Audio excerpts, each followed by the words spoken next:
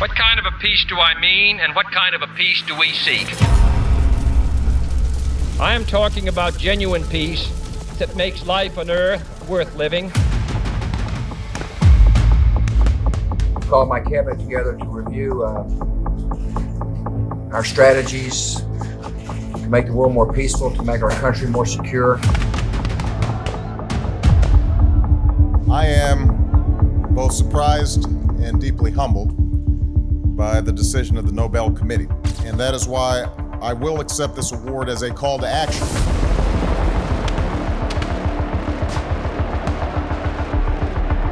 Likewise, in a period of just 7 months, I have ended 7 unendable wars. No president or prime minister, and for that matter, no other country has ever done anything close to that.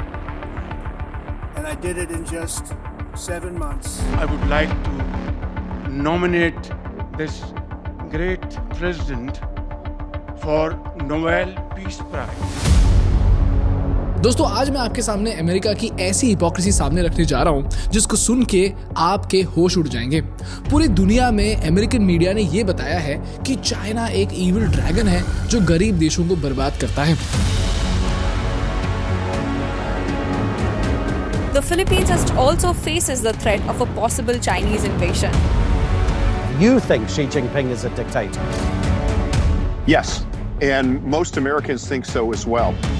Debt traps, where Beijing has stepped in to lend billions of dollars. A much more aggressive, arrogant, and intolerant China. लेकिन इस episode को देख के आपको ये समझ आएगा कि अमेरिका के पावर गेम के पीछे कितने लोगों का खून बहता है। और जरा सोच के देखिए, वेनेजुएला, ईरान और इराक के पास दुनिया के सबसे बड़े ऑयल रिजर्व्स हैं, लेकिन आज तीनों देशों में लोगों के पास खाने तक के पैसे नहीं हैं। उसी तरह कॉन्गो के पास 24 ट्रिलियन डॉलर्स के नेचुरल रिसोर्सेज हैं। उनके पास दुनिया भर का सोना, डायमंड और कोबाल्ट है। बोलिविया के पास दुनिया का सबसे बड़ा लिथियम माइन है और लीबिया और अल्जीरिया के पास 100 टन सोना पड़ा हुआ है। लेकिन फिर भी इन सारे देशों की हालत आज इतनी खराब है कि आप सोच भी नहीं सकते। Families in Libya's capital struggling to make ends meet as the cost of commodities continue to rise. Many Congolese people are among the world's poorest. The locals call this the slums of Tariq. Poverty rates are on the rise. तो सवाल ये है कि इतने कीमती resources होने के बावजूद भी ये सारे देश इतने गरीब क्यों है? अमेरिका का इन देशों की गरीबी से क्या संबंध, और अमेरिका अपने सुपर पावर को यूज करके पूरी दुनिया को कंट्रोल कैसे करता है, और भारत को इस अमेरिकन सुपर पावर की कहानी से क्या सीखना चाहिए? दोस्तों, ये चैनल ज़ेरादा और थिंक स्कूल का एक जॉइंट इनिशिएटिव है जिसके माध्यम से हम भारत को वर्ल्ड क्लास बिजनेस और जियोपॉलिटिकल केस स्टडीज पढ़ाना चाहते हैं। तो अगर आप भी बिजनेस सीखना चाहते हो या जियोपॉलिटिक्स के बारे में सीखना चाहते हो तो प्लीज़ इस चैनल को सब्सक्राइब करो। आपके लिए तो ये फ्री है, लेकिन हमारे लिए ये बहुत बहुत ज़रूरी है।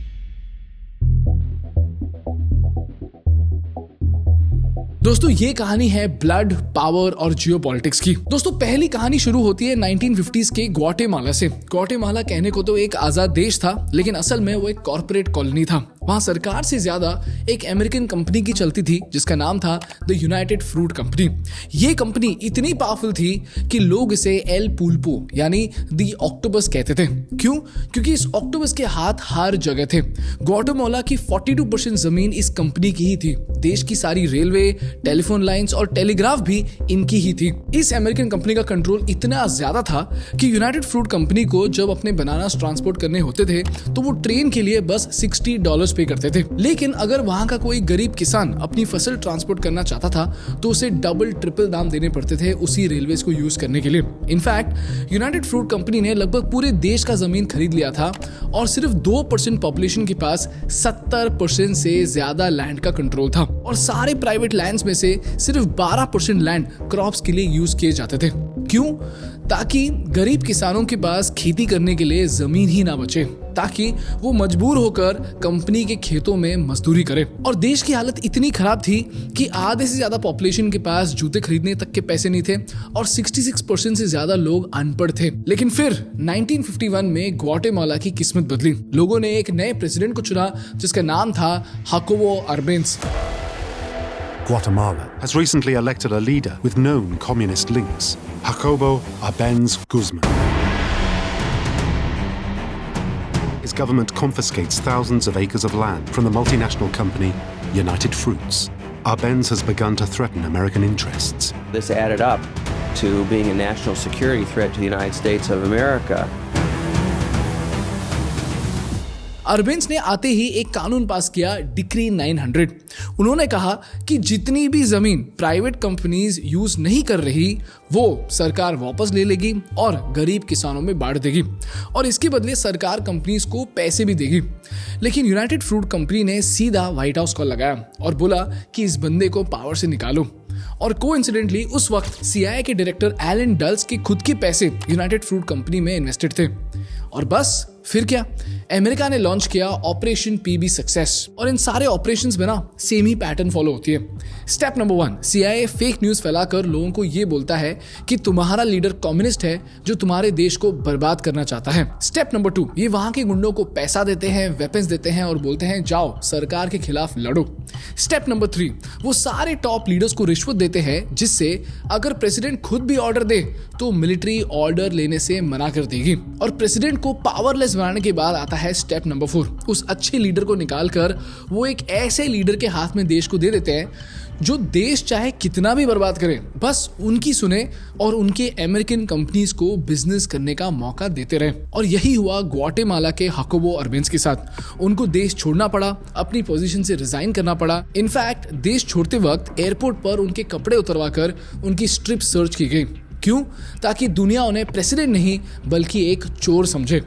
और दोस्तों, अर्बेंस के बाद ग्वाटेमाला में जो डिक्टेटर बैठा उसने देश को इतना बर्बाद किया कि ग्वाटेमाला अगले 36 सालों तक सिविल वॉर में जलता रहा, जिसमें 2 लाख से ज्यादा लोग मारे गए, सिर्फ इसलिए ताकि अमेरिका के लोग सस्ते केले खा सके। अब जरा सोचो, अगर अमेरिका केले के लिए पूरा देश जला सकता है तो सोचिए ट्रेड रूट्स के लिए वो क्या क्या कर सकता है।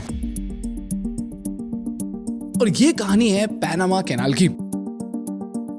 दोस्तों, ये वो पतला रास्ता है जो अटलांटिक ओशन को पैसिफिक ओशन से जोड़ता है। अगर ये कैनाल ना हो तो शिप्स को पूरा साउथ अमेरिका घूमकर जाना पड़ेगा, जिसमें 8000 माइल्स का एक्स्ट्रा सफर और 2 हफ्ते का टाइम एक्स्ट्रा लगेगा।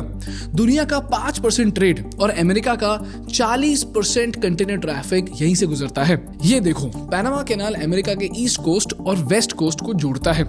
यही नहीं, अगर वॉर हो जाए तो बिना पैनामा कैनाल के यूएस नेवी को अटलांटिक से पैसिफिक पहुंचने में लगभग 30 दिन लग जाएंगे और तब तक तो जंग भी खत्म हो जाती। तो इस कैनाल को कंट्रोल करने के लिए अमेरिका ने पैनामा में एक जनरल को पावर दिया जिसका नाम था जनरल मैनुएल नोरेगा।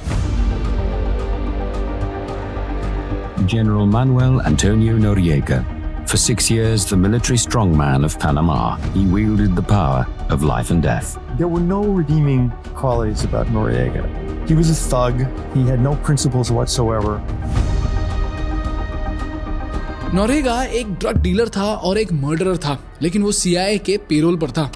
तो हर साल CIA उसे $200,000 कैश देती थी ताकि वो कैनाल को अमेरिका के लिए सेफ रखे। लेकिन 1980s में नोरेगा को पावर का नशा हो गया। उसने अमेरिका को धमकी दी कि वो पैनामा कैनाल का कंट्रोल अपने हाथ में ले लेगा और तभी अमेरिका को ये समझ आया कि पैनामा का कुछ करना पड़ेगा। तो दिसंबर 1989 में US president George H.W. Bush ने ऑर्डर दिया।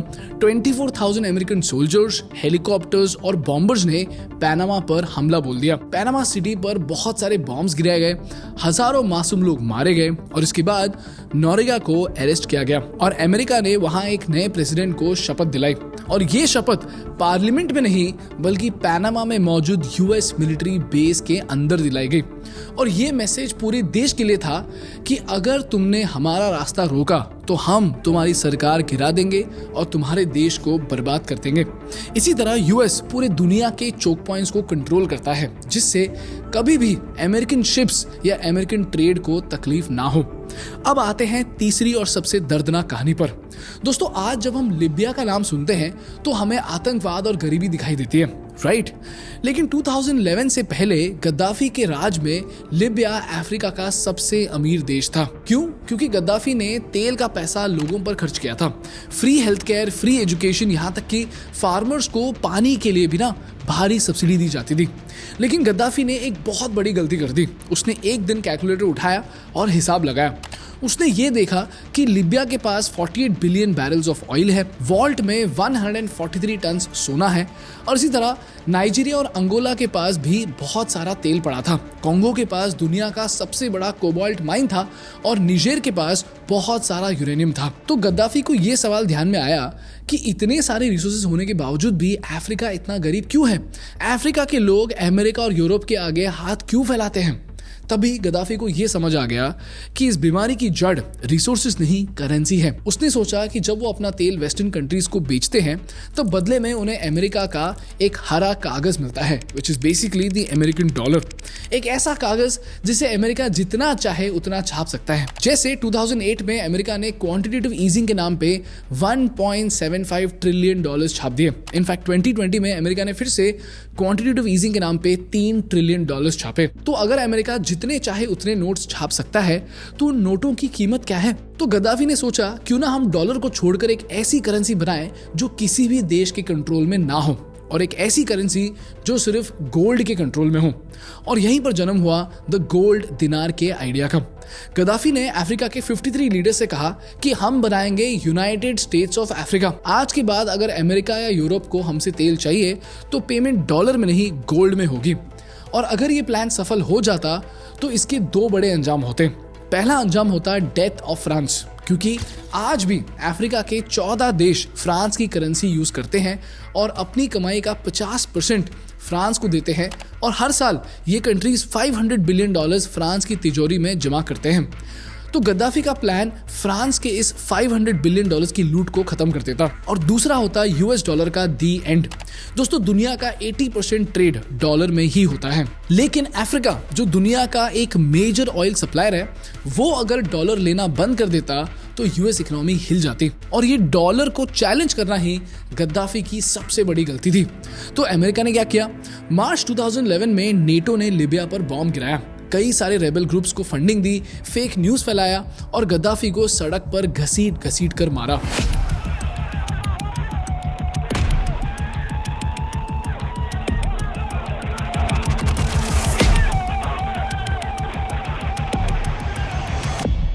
इनफैक्ट हिलरी क्लिंटन के लीक्ड ईमेल्स ने बाद में ये कंफर्म किया कि ये हमला ह्यूमन राइट्स के लिए नहीं बल्कि गद्दाफी के सोने और करेंसी वॉर के लिए था। यह है दोस्तों अमेरिका के पावर की सच्चाई। इसी तरह अमेरिका ने इराक में सद्दाम हुसैन, ईरान में मोहम्मद मोसादेह और चिले से लेकर वियतनाम तक जहां भी किसी ने उनके प्रॉफिट, ट्रेड रूट या डॉलर को चैलेंज किया, वहां अमेरिका ने डेमोक्रेसी के नाम पे देश को बर्बाद कर दिया। यह है जियोपॉलिटिक्स का एक कड़वा सच जो कहता है कि दुनिया मोरालिटी से नहीं बल्कि पावर से चलती है, और पावर के लिए सुपर पावर्स किसी भी हद तक गिर सकते हैं। और इस कहानी से ना भारत को सिर्फ एक ही चीज सीखना जरूरी है, वो ये है कि हमें बहुत ही सोच समझकर अपने कदम उठाने पड़ेंगे, क्योंकि दुनिया एक केओटिक फेज में जाने वाली है जहां पे यूएस और रशिया के बीच ऑलरेडी एक कोल्ड वॉर शुरू हो चुकी है, और आगे चलकर क्या होगा ये कोई नहीं जानता। बस इतना है कि भारत ने अपने पार्टनर्स को बहुत ही केयरफुली चुनना है, और अगर एक भी गलती हमने कर दी तो इन सुपर पावर्स के चक्कर में हमारा देश बर्बाद होने की कगार पर आ जाएगा। और ये कोई मजाक नहीं, history has always repeated itself, and one thing that history teaches us is that when you side with a superpower, you always become a collateral damage. That's all from my side for today, guys. अगर आपको इस video से कुछ सीखने को मिला तो please इस वीडियो को लाइक कीजिए, और इसी तरह बिजनेस और जियोपॉलिटिकल केस स्टडीज के लिए हमारे चैनल को सब्सक्राइब कीजिए। आपके लिए तो ये फ्री है, लेकिन हमारे लिए ये बहुत बहुत जरूरी है। Thank you so much for watching. I will see you in the next one.